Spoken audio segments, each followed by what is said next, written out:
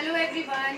In previous video we have discussed various trends variation along the groups and along the periods. हम लोगों ने पिछले video में different trends जैसे atomic radius है, वैलेंसी है, इलेक्ट्रोपॉजिटिव नेचर है, मेटेलिक नेचर है, इन सब का वेरिएशन पढ़ा along the periods left to right and along the groups top to bottom. ठीक है, और हमने ये पढ़ा कि अगर हम ग्रुप्स में देखें तो ग्रुप्स में एटॉमिक रेडियस इंक्रीज करती है. ग्रुप्स में क्या होता है, क्योंकि एटॉमिक रेडियस इंक्रीज करती है तो लास्ट शेल में से इलेक्ट्रॉन आसानी से लूज हो सकते हैं, और आसानी से लूज होना क्या कहलाता है, इलेक्ट्रो पॉजिटिव नेचर. इलेक्ट्रॉन का लूज हो जाना, खुद पे पॉजिटिव चार्ज आ जाना, क्या कहलाता है, इलेक्ट्रो पॉजिटिव नेचर. तो कौन सबसे जल्दी अपने अंदर पॉजिटिव चार्ज ऑक्यूपाई कर लेगा, जिसकी रेडियस बड़ी होगी और जिसका प्रोटॉन और इलेक्ट्रॉन के बीच में अट्रैक्शन थोड़ा सा कम होगा. तो हमने क्या देखा, ग्रुप्स में एटॉमिक रेडियस इंक्रीज करती है और इलेक्ट्रो पॉजिटिव नेचर भी बढ़ता है. और क्योंकि पॉजिटिव नेचर बढ़ रहा है, और पॉजिटिव नेचर किसकी विशेषता होती है, मेटल की, तो मेटेलिक कैरेक्टर भी इंक्रीज करता है. दूसरी बात हम यहाँ पर एक और चीज बता सकते हैं कि देखो, जो एलिमेंट सबसे जल्दी इलेक्ट्रॉन लूज कर रहा है वो सबसे ज्यादा रिएक्टिव भी है, क्योंकि जल्दी इलेक्ट्रॉन लूज कर रहा है, केमिकल रिएक्शन में पार्टिसिपेट कर रहा है, तो रिएक्टिविटी भी ग्रुप में इंक्रीज करती है.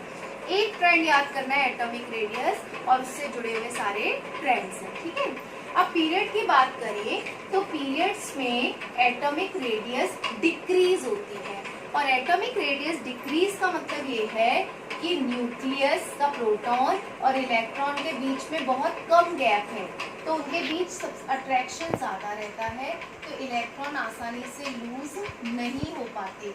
इस वजह से इनका पीरियड्स में एटॉमिक रेडियस डिक्रीज होती है. इस वजह से ये आसानी से इलेक्ट्रॉन लूज नहीं कर पाते, तो इलेक्ट्रोपॉजिटिव नेचर डिक्रीज करता है. और इलेक्ट्रोपॉजिटिव के साथ ही एक और टर्म जुड़ी हुई है, इलेक्ट्रोनेगेटिव नेचर. इलेक्ट्रोनेगेटिव नेचर का मतलब होता है इलेक्ट्रॉन्स को गेन करना, टेंडेंसी टू गेन इलेक्ट्रॉन्स. तो हम देख रहे हैं क्योंकि एटॉमिक रेडियस यहाँ पर थोड़ी स्मॉल है, एटॉमिक रेडियस स्मॉल होने की वजह से एलिमेंट्स इलेक्ट्रॉन्स आसानी से लूज नहीं करते, वो संभाल के रखते हैं, गेन करे रहते हैं. इसलिए पीरियड्स में इलेक्ट्रोपॉजिटिव नेचर डिक्रीज करता है, लेकिन इलेक्ट्रोनेगेटिव नेचर बढ़ता है. हम वैलेंसी की बात करें तो ग्रुप्स में वैलेंसी सेम रहती है, और पीरियड्स में वैलेंसी 4 तक इंक्रीज करती है, उसके बाद डिक्रीज करती है. ठीक है, ग्रुप को तो डिसाइड ही इस हिसाब से किया गया है कि वैलेंस इलेक्ट्रॉन के हिसाब से. अगर लास्ट शेल में एक वैलेंस इलेक्ट्रॉन है तो ग्रुप 1 में तो उनकी वैलेंसी सबकी 1 है. Got it. तो इसमें अच्छा पीरियड में बता दिया तुम्हें वैलेंसी कैसे होती है. ओके, अब हम मेटेलिक कैरेक्टर भी देखें तो तुम देखोगे ग्रुप में मेटेलिक कैरेक्टर बढ़ रहा है, क्योंकि आसानी से इलेक्ट्रॉन निकल पा रहे हैं. ओके, अगर हम पीरियड में देखें तो इधर हम नॉन मेटल की तरफ चलते हैं, क्योंकि यहाँ पर देखो किसी के अगर वो ग्रुप 17 में है तो 287 तो इलेक्ट्रॉन गेन करेगा, तो नॉन मेटल आ गए इधर, तो नॉन मेटेलिक कैरेक्टर बढ़ता है. ठीक है, पीरियड में क्या बढ़ता है, नॉन मेटेलिक कैरेक्टर, और ग्रुप में क्या बढ़ता है, मेटेलिक कैरेक्टर. ओके, लेकिन यहाँ पर मैं एक चीज डिस्कस करना चाह रही थी कि ये जो ग्रुप 17 होता है, ठीक है, ग्रुप 17 के केस में ना, अगर हम रिएक्टिविटी की बात करें तो मैंने तुम्हें अभी ये बताया, क्योंकि ग्रुप्स में एटॉमिक रेडियस इंक्रीज करती है तो लास्ट शेल से आसानी से इलेक्ट्रॉन लूज हो जाते हैं, तो ग्रुप्स में रिएक्टिविटी इंक्रीज करती है, लेकिन पीरियड्स में रिएक्टिविटी डिक्रीज करती है. लेकिन ग्रुप 17 के केस में क्या होता है कि जो ऊपर वाला देखो, ग्रुप 17 में भी ऐसे ग्रुप में इंक्रीज करेगी एटॉमिक रेडियस, तो और ग्रुप 17 में किन एलिमेंट्स को रखा गया है, सबसे ज्यादा इलेक्ट्रोनेगेटिव एलिमेंट्स को रखा गया है, जो अपने इलेक्ट्रॉन को संभाल के रखें. तो इनके केस में, केवल ग्रुप 17 के केस में रिएक्टिविटी आपकी उल्टी चलती है. सबसे ज्यादा रिएक्टिव कौन माना जाता है, ऊपर वाला एलिमेंट, क्योंकि नीचे वाला एलिमेंट थोड़े इलेक्ट्रॉन लूज कर देगा क्योंकि इसकी रेडियस बड़ी है। और ग्रुप 17 में हमने इलेक्ट्रोनेगेटिव एटम्स को रखा है जो इलेक्ट्रॉन को संभाल के रखे, लूज ना करे। तो ऊपर वाले की एटॉमिक रेडियस छोटी होगी क्योंकि पीरियड में एटॉमिक रेडियस डिक्रीज करती है, तो इसकी छोटी होगी। छोटी रेडियस होगी तो इलेक्ट्रॉन आसानी से लूज नहीं हो पाएंगे। तो सबसे ज़्यादा इलेक्ट्रोनेगेटिव भी कौन होगा? ऊपर वाला एलिमेंट। इसीलिए ग्रुप 17 के केस में, केवल ग्रुप 17 के केस में रिएक्टिविटी का ऑर्डर उल्टा चलता है, ऊपर वाला ज्यादा रिएक्टिव होता है। और रिएक्टिव होने के साथ साथ वो सबसे ज्यादा इलेक्ट्रोनेगेटिव भी होता है। Got it? ओके। और इससे जुड़े हुए हम कुछ कॉन्सेप्ट भी करेंगे। ओके, इस चैप्टर की कुछ एक्सरसाइज भी करेंगे हम। वो कौन से क्वेश्चंस हैं तो तुम्हें आसानी से समझ में आ जाएगा।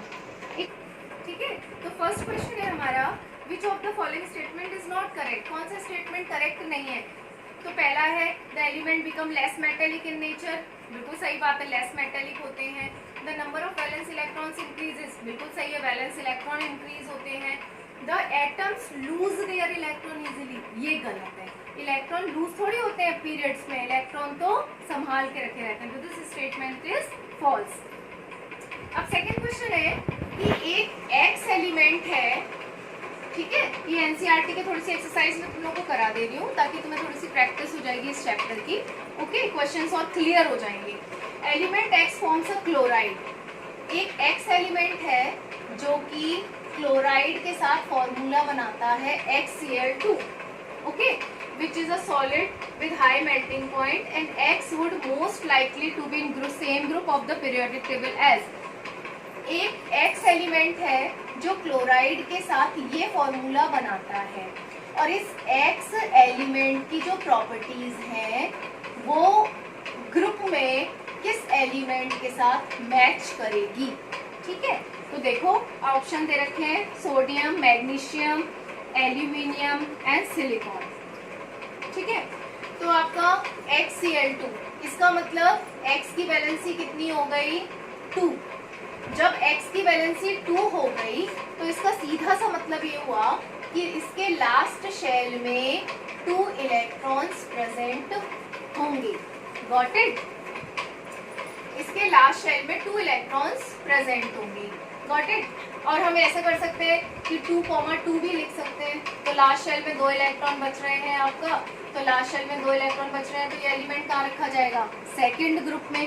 तो ये अगर एलिमेंट सेकंड ग्रुप में रखा जा रहा है तो इसकी प्रॉपर्टी किससे मैच करेगी? इन ऑप्शंस में से कौन एलिमेंट सेकंड ग्रुप में प्रेजेंट है? Sodium, magnesium, aluminium, silicon. Magnesium second group में प्रेजेंट है तो इसकी प्रॉपर्टी किससे मैच करेगी? मैग्नीशियम से, क्योंकि मैग्नीशियम का एटॉमिक नंबर होता है 12, तो 2, 8, 2, तो लास्ट शेल में 2 बच रहा है तो ये भी तो सेकंड ग्रुप में रखा जाएगा। और एक चीज याद रखना कि किसी भी ग्रुप में, जैसे फर्स्ट ग्रुप में जो भी मेटल्स रखी गई हैं, जो भी एलिमेंट रखे गए हैं ग्रुप्स में, उन सभी एलिमेंट्स की केमिकल प्रॉपर्टीज एक सी होती है, मैच करती है। कैसे? फर्स्ट ग्रुप में सभी एलिमेंट्स के लास्ट शेल में एक इलेक्ट्रॉन होंगे तो उनकी केमिकल प्रॉपर्टी तो मैच ही करेंगी, सेम केमिकल प्रॉपर्टीज होंगी। लास्ट शेल में जितना एक इलेक्ट्रॉन बच रहा है, जैसे केमिकल रिएक्शन में पार्टिसिपेट करेंगे ये इलेक्ट्रॉन, वैसे सारे एलिमेंट्स लेंगे। ठीक है, तो क्वेश्चन था हमारा कि X एलिमेंट क्लोराइड के साथ ये फॉर्मूला बना रहा है तो X एलिमेंट की प्रॉपर्टी किस एलिमेंट से मैच करेंगी? ऑप्शंस में दे रखा था मैग्नीशियम। तो सबसे पहले X की वैलेंसी निकाल लो, वैलेंसी से हमें ग्रुप नंबर पता चल जाएगा। तो 2,2 हो गया, इससे हमें पता चला ना वैलेंसी 2 है तो ग्रुप 2 में प्रेजेंट होगा क्योंकि वैलेंसी ग्रुप में सेम रहती है। तो 2 वैलेंसी हो गई इसकी, तो इसका मतलब सेकंड ग्रुप में जो भी एलिमेंट प्रेजेंट होंगे उनसे उसकी प्रॉपर्टीज मैच करेंगे। और ऑप्शन में मैग्नीशियम दे रखा तो मैग्नीशियम से इसकी प्रॉपर्टी मैच करेंगी। Which element has 2 shells both of which are completely filled with electrons? किस एलिमेंट के 2 शेल होते हैं और दोनों शेल कंप्लीटली भरे हुए होते हैं? तो देखो पहले शेल में कितने इलेक्ट्रॉन्स हो सकते हैं? 2, सेकंड में 8, तो कंप्लीटली भरे हो गए। तो एटॉमिक नंबर कितना हो गया इसका? 10, और 10 एटॉमिक नंबर किसका है? नियॉन। ठीक है, नेक्स्ट है आपका एलिमेंट्स के इसमें जनरली नाम बताने हैं। इस एलिमेंट का नाम बताओ जिसका इलेक्ट्रॉनिक कॉन्फ़िगरेशन ये है। कितने हो गए एटॉमिक नंबर? 12। एटॉमिक नंबर क्या होता है? Total number of electrons. 10 12 हो गए, तो इसका मतलब कौन है ये? मैग्नीशियम। ठीक है, अब है नेक्स्ट है आपका a total of 3 shells with 4 electrons in its valence shell. किसी एलिमेंट के 3 शेल बन रहे हैं और लास्ट शेल में 4 इलेक्ट्रॉन्स हैं, तो ऑब्वियस सी बात है, तुमने 9th क्लास में ही पढ़ा है कि पहले शेल में कितने जा सकते हैं? 2 मैक्सिमम। सेकेंड शेल में कितने जा सकते हैं? 8। तो एटॉमिक नंबर कितना हो गया? 14। और 14 किसका होता है? सिलिकॉन। ठीक है, यहाँ पर एग्जामिनर तुम्हें खुद हिंट दे रहा है, लास्ट शेल में 4 इलेक्ट्रॉन है, तो जब उसने ये कह दिया कि 3 शेल बन रहे हैं और लास्ट शेल में 4 है, तो 4 तो हो ही गया और 2 और 8 आगे जुड़ जाएंगे। Got it? नेक्स्ट है twice as many electrons in its second shell as in first shell. Twice, तो ये कह रहा है कि पहले शेल में अगर 2 है तो इससे ट्वाइस सेकेंड शेल में है। 2,4, ये कितना एटॉमिक नंबर हो गया? 6। ये किसका होता है? कार्बन का। तो ये कह रहा है कि फर्स्ट शेल से ट्वाइस इलेक्ट्रॉन्स हैं, 2,4। ठीक है, नेक्स्ट क्वेश्चन है आपका what property do all elements in the same column of the periodic table as boron have in common? ये पूछा हुआ है कि एक ग्रुप में बोरॉन से जुड़ी हुई क्या केमिकल प्रॉपर्टी सारे एलिमेंट में सेम होगी? तो अगर कोई एलिमेंट बोरॉन वाले ग्रुप में प्रेजेंट है तो सारे मेटलॉइड्स कहलाएंगे। ठीक है, केमिकल वैलेंसी सबकी सेम होगी, वैलेंसी सबकी सेम होगी, ग्रुप नंबर सबका सेम होगा। ठीक है, ओके। नेक्स्ट क्वेश्चन है an atom has electronic configuration 287। एक एटम है जिसका इलेक्ट्रॉनिक कन्फिगरेशन 287 है। ओके, तो आंसर दो, इस एलिमेंट का एटॉमिक नंबर कितना है? एटॉमिक नंबर सारे इलेक्ट्रॉन्स को काउंट कर लो, 10 17, तो एटॉमिक नंबर कितना आ गया? 17। ओके, नेक्स्ट क्वेश्चन पूछा हुआ है इसमें to which of the following would be chemical similar. अब इसमें पूछा हुआ है कि अगर किसी एलिमेंट का एटॉमिक नंबर इलेक्ट्रॉनिक कन्फिगरेशन इतना है तो इसकी केमिकल प्रॉपर्टी किन एलिमेंट से मैच करेगी? हमेशा याद रखना, अगर ऐसा कभी क्वेश्चन आए कि एक एलिमेंट है जिसका एटॉमिक नंबर ये दे रखा है, तो इसकी प्रॉपर्टी किससे मैच करेंगी? तो किससे मैच करेंगी? उस एलिमेंट को सबसे पहले उस एलिमेंट का इलेक्ट्रॉनिक कन्फिगरेशन लिख लो। ठीक है, इलेक्ट्रॉनिक कन्फिगरेशन लिखने के बाद लास्ट शेल का इलेक्ट्रॉन देखो।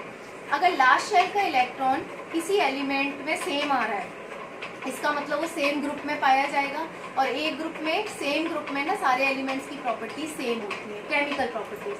अब देखो दे रखा है इसमें नाइट्रोजन जिसका एटॉमिक नंबर 7 है, फ्लोरीन 9, फॉस्फोरस 15 और आर्गन 18। अब देखो इनका भी अपन क्वेश्चन पूछा हुआ है कि अगर एक एक्स एलिमेंट है जिसका इलेक्ट्रॉनिक कन्फिगरेशन ये है तो इसकी प्रॉपर्टी इनमें से किन एलिमेंट से मैच करेगी? तो देखो इसका इलेक्ट्रॉनिक कन्फिगरेशन लिखो 2,5, इसका 2,7, इसका 2,8,5 और इसका 2,8,8। अब देखो ये लास्ट शेल के इलेक्ट्रॉन से हमें पता चलता है केमिकल प्रॉपर्टी, वैलेंसी पता चलती है, ग्रुप नंबर पता चलता है। तो देखो इसके तो लास्ट शेल में 5 है, तो ये तो 15 ग्रुप में प्रेजेंट होगा, क्योंकि मैंने बताया था लास्ट शेल में अगर 2 इलेक्ट्रॉन से ज़्यादा होते हैं तो हम +10 कर देते हैं। और ये कितने में होगा? 17 ग्रुप में, ये भी 15 में होगा और ये कितने में होगा? 18। तो इस एलिमेंट से किन की प्रॉपर्टी मैच करेगी? इस वाले की, क्योंकि ये भी ग्रुप 17 में प्रेजेंट है, क्योंकि इसके भी लास्ट शेल में 7 है और इसके भी लास्ट शेल में 7 है, तो दोनों 17 ग्रुप में प्रेजेंट है। जब दोनों 17 ग्रुप में प्रेजेंट है तो दोनों की प्रॉपर्टी मैच करेगी। यही पूछ रहा था वो कि इस एक्स एलिमेंट की केमिकल प्रॉपर्टी इनमें से किस एलिमेंट से मैच करेगी। अब मैं एक और क्वेश्चन बता दे रही हूँ तुम्हें, ओके, जो इम्पोर्टेंट है तुम्हारे लिए।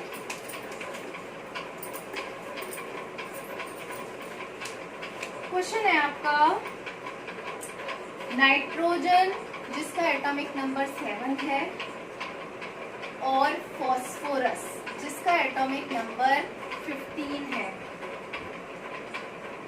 ठीक ठीक है। और पूछा गया है इसमें कि दोनों एलिमेंट्स सेम ग्रुप में प्रेजेंट होते हैं और इन दोनों एलिमेंट्स में से सबसे ज्यादा इलेक्ट्रोनेगेटिव कौन है इन दोनों में से, ठीक है। तो इनका सबसे पहले इलेक्ट्रॉनिक कॉन्फ़िगरेशन लिख के देख लो। नाइट्रोजन का कितना आएगा 2,5, फॉस्फोरस का 2,8,5, ठीक है। अब हमें देखना है इलेक्ट्रोनेगेटिव सबसे ज्यादा कौन होगा। तो देखो 2,5, 2,8,5। अब देखो इसमें कितने शेल बन रहे हैं 2, तो इसकी एटॉमिक रेडियस छोटी होगी। और इसमें कितने शेल बन रहे हैं 3। मैंने क्या बताया था, अगर किसी में शेल ज्यादा होते हैं तो उनकी एटॉमिक रेडियस बड़ी होती है। तो इसकी तो एटॉमिक रेडियस बड़ी है और इसकी छोटी है, 2 ही शेल बन रहे हैं। जब 2 ही शेल बन रहे हैं तो किसमें से इलेक्ट्रोनेगेटिव का मतलब होता है इलेक्ट्रॉन को गेन करना या इलेक्ट्रॉन को कंजर्व करके चलना, लूज नहीं करना। इलेक्ट्रोनेगेटिव का मतलब इलेक्ट्रॉन को लूज नहीं करना। तो कौन इलेक्ट्रॉन को संभाल के रखेगा, जिसकी एटॉमिक रेडियस छोटी होगी। छोटी होगी तो अट्रैक्शन ज्यादा होगा प्रोटॉन और इलेक्ट्रॉन के बीच में। इसकी रेडियस बड़ी है तो यहाँ से इलेक्ट्रॉन आसानी से निकल जाएगा, क्योंकि हम जानते हैं न्यूक्लियस में पॉजिटिव चार्ज होता है, ये इलेक्ट्रॉन है तो आसानी से निकल जाएगा। और अगर यहाँ पर होता है इलेक्ट्रॉन तो ये आपस में बना रहता, ठीक है। तो सबसे ज्यादा इलेक्ट्रोनेगेटिव कौन होगा, nitrogen as compare to phosphorus. तो ऐसे क्वेश्चंस को हम ऐसे करते हैं, ठीक है। ओके, अच्छा एक क्वेश्चन और देख लेते हैं इसमें, लास्ट क्वेश्चन, बाकी तो तुम कर लोगे आराम से। क्वेश्चन है ग्रुप 16 और ग्रुप 17, ठीक है। इसमें डैश कर रखा है 3 बी, इसमें डैश ए डैश सी। अब क्वेश्चंस पूछे गए, बताओ सी बड़ा होगा कि बी। अब ये देखो बी और सी में कैसा रिलेशन है, ये ऐसा है, ऐसे जा रहे हैं। तो ये किसका अरेंजमेंट है, पीरियड का। तो पीरियड में तो एटॉमिक रेडियस घटती है, ठीक है। तो किसकी घटेगी, सी की। तो सी छोटा होगा बी से, ओके। अब तुमसे क्वेश्चन पूछा गया है ए, जो ए है वो किस टाइप का आयन बनाएगा। अब देखो ये ग्रुप 17 है तो 2, 8, 7, तो ये गेन करेगा एक इलेक्ट्रॉन, क्योंकि इसकी 7 लास्ट शेल में है तो एक इलेक्ट्रॉन गेन करेगा। गेन करेगा तो कैसा चार्ज आएगा, माइनस। तो किस टाइप का आयन बनाएगा, ये ए, एन आयन, ठीक है। तो इस टाइप के क्वेश्चंस आते हैं। नेक्स्ट क्वेश्चन है आपका ए इज मेटल और नॉन मेटल। तो यही मैंने बता दिया, इलेक्ट्रॉन गेन कर रहा है तो ये क्या है, नॉन मेटल। अगर इलेक्ट्रॉन गेन करते हैं तो नॉन मेटल, इलेक्ट्रॉन लूज करते हैं तो मेटल, ठीक है। और इसमें लास्ट क्वेश्चन है, अच्छा इसमें लास्ट क्वेश्चन ये पूछा हुआ है सी ज्यादा रिएक्टिव होगा कि ए। अब देखो रिएक्टिविटी पूछ रहे हैं, ये चीज याद रखना, रिएक्टिविटी पूछने में क्या होता है, ग्रुप में रिएक्टिविटी बढ़ती है, क्योंकि एटॉमिक रेडियस जिसकी बड़ी होगी वो ज्यादा रिएक्टिव होगा। लेकिन मैंने क्या बताया था, ग्रुप 17 में अलग चलती है रिएक्टिविटी, उल्टी चलती है। ये किसका पूछ रहे हैं, ग्रुप 17 का। तो ग्रुप 17 में इलेक्ट्रोनेगेटिव एटम्स रखे गए हैं, तो कौन सबसे ज्यादा इलेक्ट्रोनेगेटिव है, ए, क्योंकि उसकी रेडियस छोटी है। ये तो ग्रुप का अरेंजमेंट हो गया, तो इसकी रेडियस बड़ी होगी तो ये आसानी से इलेक्ट्रॉन लूज कर देगा। तो सबसे ज्यादा रिएक्टिव कौन होगा, जो इलेक्ट्रॉन को संभाल के रखे, ग्रुप 17 के केस में। तो ग्रुप 17 के केस में रिएक्टिविटी उल्टी चलती है, तो A will more reactive than C, okay. तो और बाकी क्वेश्चन तो 2 क्वेश्चन है वो थ्योरेटिकल है, तो आराम से कर सकते हो तुम लोग, ठीक है। इन क्वेश्चंस को करना एक बार और फेयर नोटबुक में, और कोई प्रॉब्लम हो तो पूछ लेना, ठीक है। Thank you.